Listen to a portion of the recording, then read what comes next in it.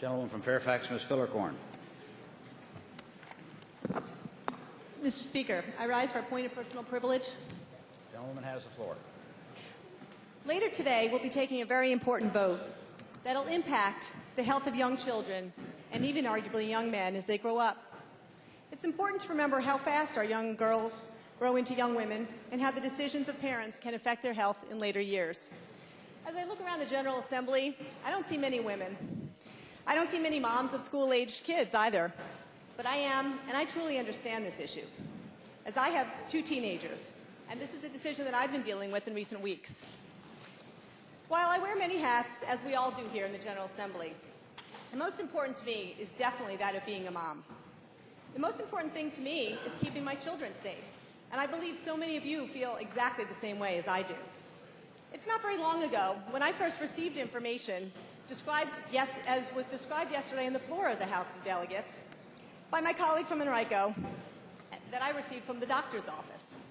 I appreciated that information greatly, and never did I ever feel that I was forced into vaccinating my children at age 12. And guess what? I decided not to do so at that time when I first received the information. It was my choice. It was my choice, and with the law the way it's written today, it would remain my choice.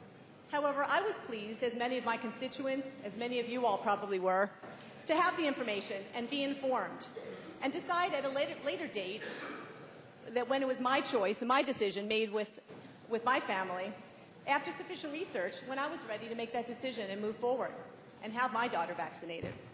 I listened to the debate yesterday. It went on for quite some time, a very passionate debate, I might add, about repealing our current law with regard to the HPV vaccine. Some of my colleagues have suggested that the decision whether or not to vaccinate their children, the young girls, had been taken away and would be taken away from the mothers and fathers and the families.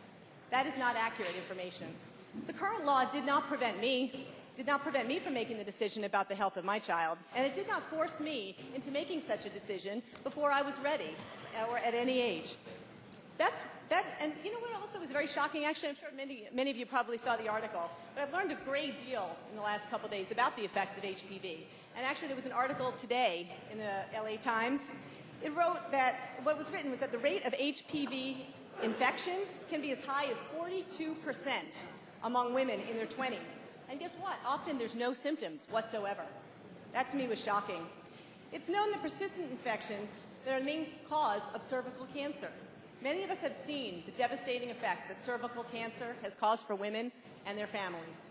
Now that we know that there's a vaccine that prevents this disease, how can we not educate ourselves and our constituents and all families of the Commonwealth of Virginia and provide that opportunity for our kids, for my kids, for yours, for all the children of the Commonwealth of Virginia? At the end of the day, if a mom or dad or guardian does not wish to have their daughter, or son for that matter, be vaccinated, they can easily opt out. That's the way the law is written currently. They can decide for themselves. It's the choice of the parents, and it will remain the choice of the parents.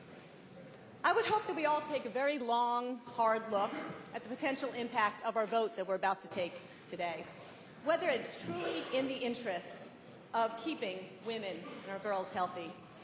I sincerely hope, for one, that we'll vote against this bill and support the current law, which currently provides the option for parents to decide on their own whether their children should be vaccinated, however, while also providing the education necessary to consider such an option.